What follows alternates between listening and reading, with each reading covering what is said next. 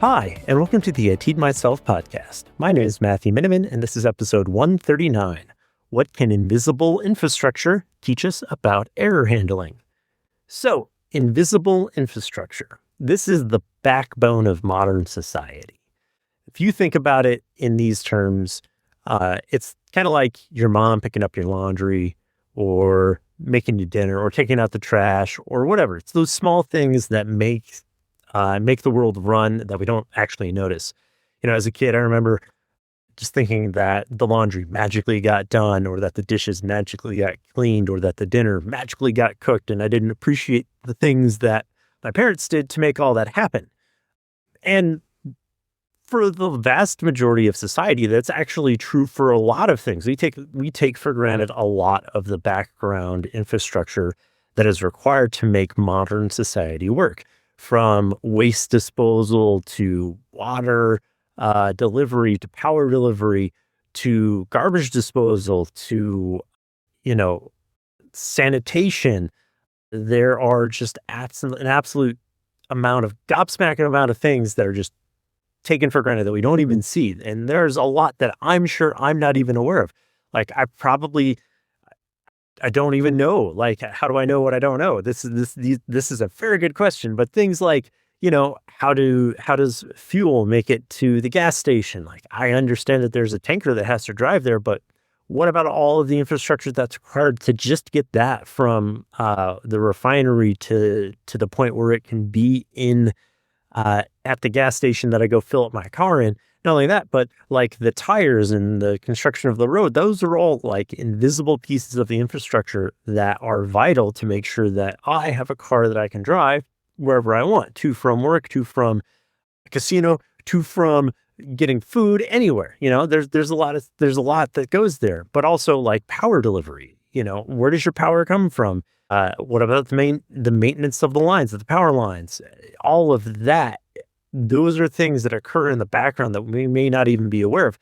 And for a lot of people who, are involved in those specific areas of society, they're probably very aware of how those things work. Like there are probably people who work on power lines who are very aware about how that infrastructure works. And to them, it's not so much invisible as it is just obvious. Like they're in it every day. They see it all the time. They don't understand how much we take for granted. And that's a whole thing. It builds on top of each other. So, it builds on top of it. And if one vital piece fails, it starts to build and build and build. Take, for instance, garbage collection. One of the very common things that protesters will do when they're protesting a political movement is they, garbage men will stop picking up the garbage. And it becomes very quick for that garbage to just kind of pile up in places. I remember going to Costa Rica for a vacation, and in Costa Rica there was probably a week where they were protesting the issuance of jobs and credentials to migrant Nicaraguans into the Costa Rican country, and they had a national garbage strike, and literally every corner of every street that I walked past had just piles and piles of garbage. And that, that's a thing that is what can happen very easily. It's happened in New York. It's happened in LA, happens in LA all the time, happens in Texas, happens everywhere. If there's a strike for garbage men, and that is a job that like a lot of people don't see. They don't see how many times a garbage truck comes and picks up the garbage. They don't notice that as an apparent thing, and it can get out of hand very quickly. And air handling can be very similar in a lot of ways. If you do air handling right, just like with invisible infrastructure, nobody knows it exists. Like nobody understands that there's something there that's catching all of this. But when it's done wrong, oh my God, is it obvious? Like, holy shit, if somebody stops the water processing in my region, I notice, because it's just, there's no more water. Like we don't get any water. We don't have any water pressure. We don't have any clean water. We have to do boil warnings, all of that. These are absolutely things that can happen. And in the realm of error handling, it's very similar. If somebody does error handling well, you never notice. You never see the errors being generated. You never see the application failing. You never see these things being handled because the error handling does all of it in the background. And that is part of a predictive process of identifying where a product or application or whatever can fail and creating a handler for that specific instance. And I'll give you an example of how this comes about, how it's worked out really well for some products. So for instance, let's use a gaming console as an example. If you all of a sudden disconnect a device, a remote control from an Xbox, we'll say, the Xbox continues to function. The game continues to work because it's got an error handler that identifies that the device has been disconnected, and there's an error that gets created, and there's a process that then flows from that to handle what's supposed to happen from there on. Either the game pauses, the character stops moving. There's a menu that pops up that says, "Hey, you've disconnected a controller. Reconnect the controller to continue playing." There's a lot of different options that can happen there. And from a perspective of the user, it can look like, oh, that was intentional. All of that was intentional. All of that was directly supposed to happen. There wasn't actually an error. It just did what it was supposed to do. As a user, you can see that and you can understand that. But on the back end of the software, it had an error because it was like, this hardware is no longer able to be addressed. This is a problem, and we're going to flow down this error path. And that is the difference there, is that with proper error handling, you just get the error handled. It gets processed, and there's a flow that allows the user to maintain control and maintain the ability to use the system. Whereas bad error handling, I think everybody's familiar with how bad error handling can be done. And no solution, no implementation of poor error handling has been more prevalent than the blue screen of death. If you're not aware of what the blue screen of death is, oh, you're a sweet summer child. You've probably never touched a computer in your life, or you're a Mac user, in which, what are you doing here? Go away. Anyway, the blue screen of death was Microsoft's attempt at being able to allow users to troubleshoot problems themselves, giving them the tools and ability to do the troubleshooting so that they didn't have to. But this caused a significant problem, because the error handling for the blue screen of death, basically what happens is, and again, if you're not familiar with this is probably because you've never had to run into this particular issue, because Microsoft has gotten better since the heyday of the blue screen of death. But the way it used to work is that if there was a system level error on your computer, what would happen is there would be a blink and then this bright, very blue screen, an azure blue screen, in fact, would pop up on your computer, and it would tell you Microsoft Windows has run into a problem. This is the associated error code, and would give you this funky looking 0xC8000381 error code. And then you would then have to research what that error code meant later on after you get your computer back up and running, if you could get it back up and running. And then try to figure out how to resolve that on your computer yourself.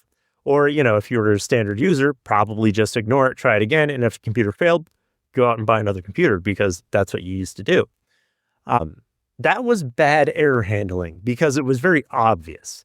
And when the error occurs, the user has no ability to continue working on the device. They have no ability to continue processing. Everything stops. They lose whatever progress they were making in whatever they had in memory, and the system just dies. Now, for the blue screen of death, and I'll probably end up having to do a deep dive analysis on the blue screen of death for those of you who are interested, but in brief, the blue screen of death was poor error handling for a lot of reasons.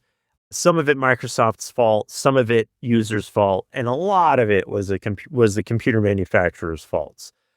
Basically, There was a lot of combinations of poor programming, poor design, poor implementation, and poor choice of hardware. And this all kind of accumulated into a perfect storm where the blue screen of death was essentially useless.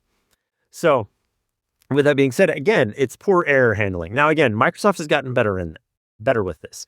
And for proper error handling, it's important to understand how to get from point A to point B. So if you start off designing an application or doing any sort of development, you start out with an idea of how you want your application or program or whatever to work. And so you program it just to do the work, and you get it working, and that's great. And as an engineer, that's as far as you usually end up going because, well, I'm here to do a task, and once I've completed that task, I am done.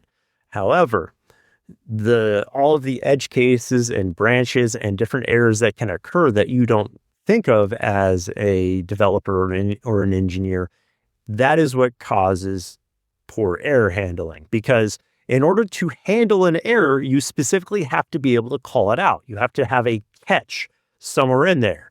And this is done through usually a try and catch phrase within programming. Try is basically where the application attempts to run a specific series or line or block of code. And then once that code is run, or as that code is run, if there are any errors, you have a catch phrase that basically tells the system how to identify and what to do in terms of when there is an error. However, not every error is and can be handled equally. Some errors are terminal. Some errors cause an application to quit no matter what you do. Some errors cause an application to freeze. Some are user generated. Some are system generated. Some are circumstantial. It really just depends on the error. And the only way to be able to fully vet and design error catching is to have a QA process as part of your CI/CD continuous implementation and continuous development platform. It is something that you should have designed as you work. Error handling should not be an afterthought. Error handling should be something that you're doing as an active part of the development process. Now, again, when you're an engineer, specifically when you're starting out, you're really just trying to accomplish one goal. You're trying to get to one point.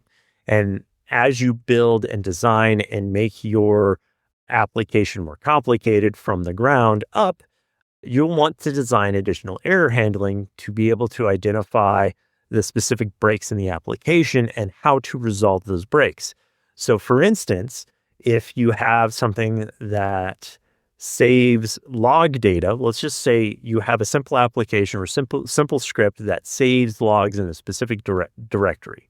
Well, what happens when that directory doesn't exist? Or what happens when there's already a file there? Those are errors that can occur. How are you going to design the system to handle those? You can have it say, hey, I need a new directory. I need you to specify a directory, or do you want me to create the directory? You can have all those set up so that it can handle those circumstances as it comes along. Or you can choose to have it fail out and be like, hey, you don't have the proper stuff. Or you can set up a methodology of checking before the process is run to identify when that stuff it exists and when it doesn't. Those are all different kinds of error handling that you can do. Again, it can be complicated, and it really depends on your development process and your development strain, the way you develop and what you're developing and how you're doing it.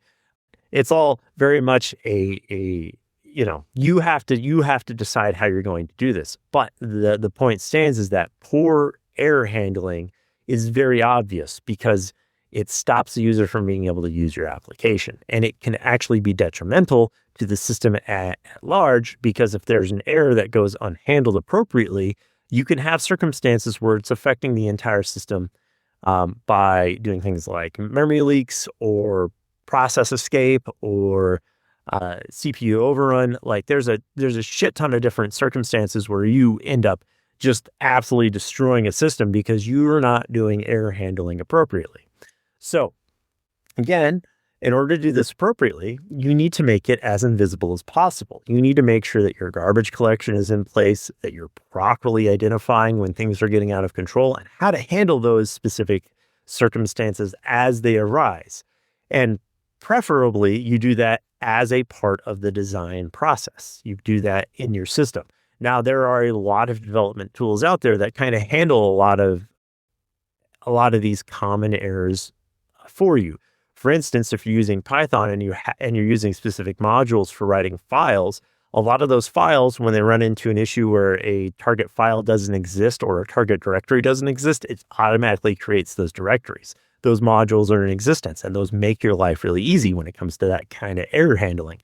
However, you can't necessarily trust that for all time, and you need to understand the limitations of those types of handling, and then again, plan when you escape out of that specific scenario. So it's kind of like being a mind reader in a lot of ways, but it's also about making sure that the tail end of your development process includes QA, somebody who's going to attempt to break your application and identify where things are not being handled appropriately as far as errors and consistency. Because if you don't do that, you're going to end up where your society starts to fail. You're going to end up where it's very obvious that you're not doing the necessary upkeep. Your roads are collapsing. Your gas is running out. Your garbage isn't getting picked up. You're living in squalor. People are getting sick. They're dying. Buildings are collapsing. Cats and dogs are living together. It's pure pandemonium. I guess that's where we'll end it. I hope you all have a great day. That's all I have time for today, guys.